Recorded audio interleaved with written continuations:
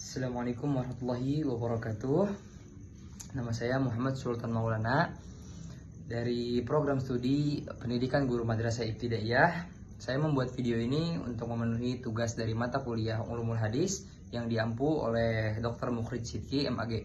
Kita langsung ke penjelasannya. Bismillahirrahmanirrahim. Jadi saya di sini ingin menjelaskan dari pengertian jarh wa ta'dil. Jarh wa ta'dil adalah sebuah ilmu dalam studi hadis yang membahas penilaian para perawi hadis. Jadi perawi itu adalah periwayat hadis. Untuk mengetahui apakah hadis yang mereka riwayatkan bisa diterima atau ditolak, ya. Jadi jarh ini artinya yaitu celaan atau penilaian negatif. Jadi jarh ini berprasangka buruk lah. Jadi jarh itu ya kan penilaian negatif dan celaan, ya.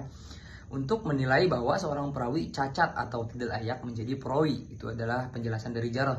Dan ta'dil itu artinya pembenaran atau penilaian positif. Jadi ta'dil itu berprasangka baik, seperti itu.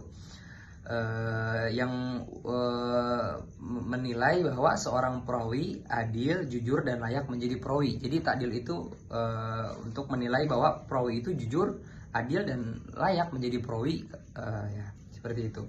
Jadi tujuan ilmu ini adalah menjaga kemurnian hadis agar tidak tercampur dengan riwayat yang lemah atau yang palsu, seperti itu.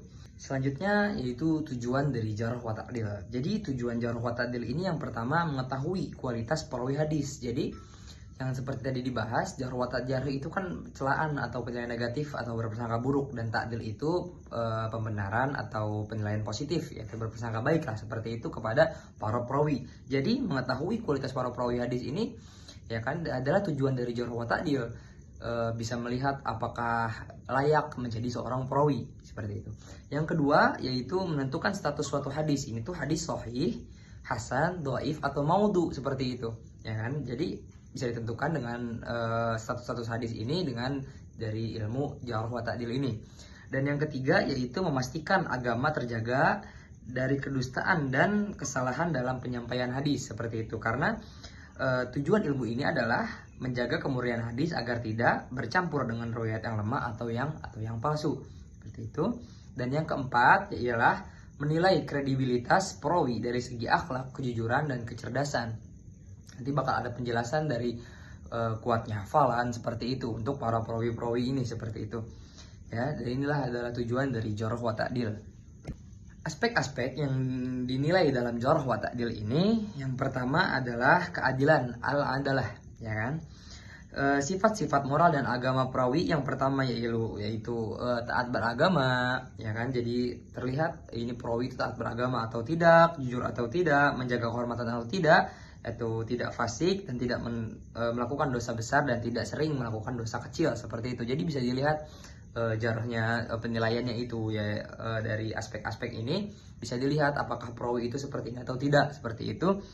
Dan yang kedua yaitu ketelitian dan hafalan, inilah ad-dhabt, ya kan.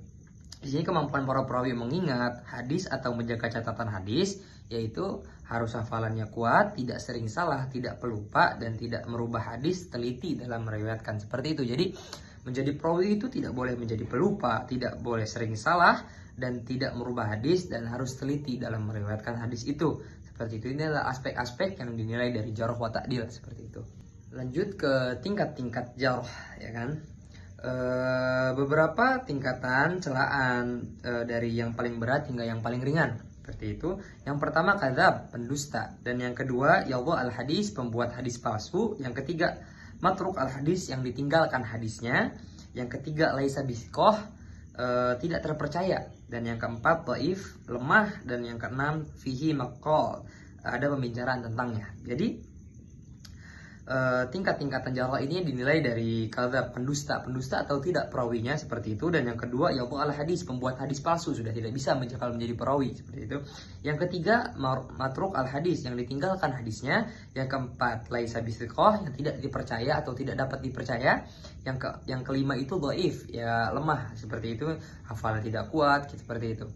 Yang keenam fihi maqal, adanya pembicaraan tentangnya, ada omongan-omongan jarh, ada omong-omongan buruk tentangnya, seperti itu. Lanjut ke tingkat-tingkat takdil, tingkatan pujian untuk para perawi ya. Yang pertama yaitu siqah sabit, sangat terpercaya dan kuat ya. Jadi untuk menjadi perawi itu harus sangat dipercaya dan sangat kuat hafalannya seperti itu. Dan dua itu siqah, siqah itu terpercaya, siqah sabit itu sangat terpercaya. Dan yang ketiga itu syaduk, syaduk itu sangat jujur, hafalannya kurang sedikit, hafalan kurang sedikit itu hafalan yang banyak gitu kan. Seperti ya hafalannya kuat seperti itu juga. Yang keempat adalah ma'ruf. Ma'ruf itu dikenal baik. Jadi dikenal baik oleh orang-orang ya kan. Banyak yang membicarakan yang baik-baiknya seperti itu, tidak ada sedikit yang membicarakan buruknya, yang negatifnya itu sedikit ya kan. Yang kelima itu sholih al hadis, yaitu baik hadisnya. Jadi hadis-hadis yang diriwayatkan itu baik gitu hadisnya untuk memang menjadi hadis seperti itu. Kita lanjut ke ulama jarh wa ta'dil yang terkenal. Yang pertama ada Yahya bin Ma'in, ya salah satu tokoh paling besar dalam ilmu jarh wa ta'dil, sangat dikenal tegas dan dikenal dan detail dalam menilai perawi. Ulama lain sering menjadikan pendapatnya itu sebagai rujukan ulama. Ya, ribuan perawi diteliti olehnya dan catatan beliau menjadi dasar para ulama hadis setelahnya.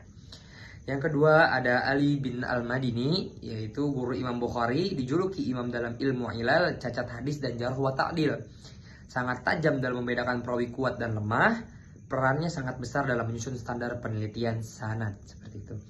Yang ketiga ada Imam Ahmad bin Hanbal, dari pendiri mazhab Hanbal, salah satu ahli hadis terbesar sepanjang sejarah. Sangat berhati-hati dan dalam menerima dan menilai perawi. Hadis dalam Musnad Ahmad merupakan buah dari pemahamannya terhadap jarh wa ta'dil. Yang keempat ada Imam Al-Bukhari, penulis Sahih Al-Bukhari, kitab hadis paling sahih ya. Standar beliau sangat ketat dalam menilai perawi, meneliti kualitas perawi, keadilan, hafalan, bahkan pertemuan antar perawi. Beliau menguasai detail tentang kelemahan dan kelebihan setiap perawi. Yang kelima itu ada Imam Muslim, penulis Sahih Muslim ya. Salah satu murid Imam Bukhari. Cara penilaiannya sangat sistematis dan detail. Pemilihan perawi dalam Sahih Muslim juga mengikuti standar ketat. Yang keenam ada Ibnu Hibban, penulis kitab As-Siqat, sebuah ensiklopedia tentang perawi terpercaya.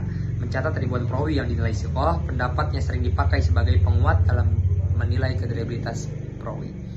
Yang kedua ada Az-Zahabi, pakar sejarah dan hadis, penulis kitab seperti Mizan al-I'tidal tentang perawi yang bermasalah, Syiar Alam An-Nubala, biografi ulama, sangat teliti dan objektif dalam menilai perawi. Yang ketujuh itu Ibnu Hajar Al-Asqalani, penulis Tahdzib, At-Tahdzib dan Taqrib At-Tahdzib, dua kitab paling terkenal dalam jarh wa ta'dil. Karyanya menjadi rujukan utama ulama hadis masa kini. Sangat dihormati karena keseimbangan dan ketepatan penilaiannya. Itu adalah tokoh-tokoh ulama yang terkenal dengan jarh wa ta'dil. Kita masuk ke contoh jarh dan wa ta'dil ya. Contoh jarh wa ta'dil ini yaitu sudah dijelaskan tadi di awal, pengertian jarh itu adalah penilaian buruk atau penilaian negatif ya kan. Celaan gitu jarh itu, dan ta'dil itu adalah pembenaran dan penilaian positif, berprasangka baik seperti itu. Jadi misalkan ada omongan, kita masuk ke contoh jarhnya ya kan, ini kan misalkan ada omongan fulan doif gitu maksudnya ya kan, artinya doif itu artinya lemah gitu, berarti riwayatnya lemah, tidak bisa dijadikan hujah.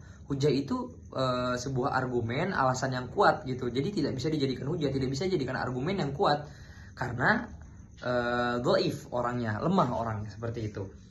Dan contoh ta'dil ini, ta'dil tadi dijelaskan adalah pembenaran atau penilaian positif ya kan. Misalkan ada yang berkata fulan siqah ma'mun gitu, yang artinya dia terpercaya dan amanah dalam meriwayatkan hadis. Jadi dia itu orangnya terpercaya, siqah, terpercaya siqah itu ya kan. Jadi orang ini tuh bisa menjadi perawi karena siqah ma'mun ya kan, terpercaya dan amanah orangnya. Jadi dalam meriwayatkan hadis itu terpercaya dan amanah. Jadi orang-orang bisa percaya karena banyak omong-omongan, yaitu kan dari penilaian jarh wa ta'dil tadi seperti itu. Jadi kesimpulannya, jarh wa ta'dil adalah upaya penting para ulama untuk menjaga kemurnian hadis dengan menilai kualitas para perawinya. dalam ilmu ini perawi dinilai dari dua aspek utama, keadilan, akhlak kejujuran dan ketaatan agama, dan ketelitian, kekuatan hafalan ya, yang jadi aspek penting gitu kan untuk menjadi perawi, serta ketepatan dalam meriwayatkan hadis. Nah itu, jarh digunakan untuk mengungkapkan kekurangan perawi, sementara ta'dil digunakan untuk memuji dan menyatakan bahwa perawi tersebut dipercaya, perawi tersebut itu dapat dipercaya, ta'dil. Hasil penilaian ini sangat berpengaruh terhadap status hadis. Apakah hadis ini sahih, hasan, atau maudhu? Itu kan sangat berpengaruh untuk status hadis yang akan diriwayatkan gitu. Dengan demikian, jarh wa ta'dil ini menjadi benteng penting agar umat Islam hanya mengamalkan ajaran-ajaran yang benar dan sahih dari Rasulullah SAW yang tidak tercampur oleh hadis-hadis yang lemah atau hadis-hadis yang palsu gitu. Ilmu ini membuktikan keseriusan para ulama dalam menjaga keaslian agama sehingga hadis yang sampai kepada kita tetap terjaga kebenarannya seperti ini. Jadi ilmu ini kan memang tujuannya yaitu menjaga kemurnian hadis agar tidak tercampur dengan riwayat yang lemah atau yang palsu, atau memang tercampur dengan perkataan-perkataan bohong. Makanya memang hafalannya harus kuat seperti itu. Tidak ada penilaian dari jarh wa ta'dil. Jarh itu penilaian buruknya, orang ini seperti apa, sikapnya seperti apa, sifatnya seperti apa. Misalkan ta'dil, orang ini baiknya seperti apa, ya kan, penilaian positifnya seperti apa. Jadi itu jadi penilaian di sini untuk menjadi perawi. Itu hadis ini menjadi bisa dinilai hadis ini itu sahih, ya kan, hasan, maudhu atau dhaif seperti itu misalnya. Jadi penilaian jarh wa ta'dil itu seperti itu mungkin. Yang saya bisa jelaskan mungkin dari materi jarh wa ta'dil hanya seperti itu. Terima kasih. Wassalamualaikum warahmatullahi wabarakatuh.